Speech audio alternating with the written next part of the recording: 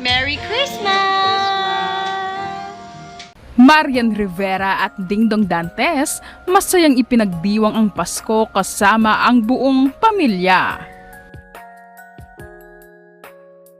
Sa diwa ng pagmamahal, pagkakaisa at pag-asa, muling pinainit ng Dantes family ang puso ng publiko matapos ibahagi ni Marian Rivera ang isang napakagandang Christmas family photo kasama ang asawang si Dingdong Dantes at ang kanilang mga anak na sina Zia at Sixto. Sa larawan, makikitang puno ng ngiti at lambing ang buong pamilya, isang larawan na sumasailalim sa tunay na diwa ng Pasko. Simple ngunit elegante at higit sa lahat, puno ng pagmamahalan ang ipinakitang samahan ng pamilya Dantes, dahilan upang marami ang humanga at maantig.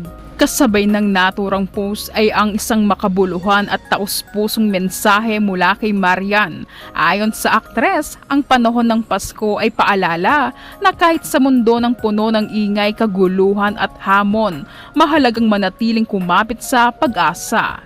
Ipinahayag din ni Marian ang kanyang hangarin para sa payapang bukas at isang hinaharap na hinuhubog ng kabutihang loob, katapatan at malasakit sa isa't isa.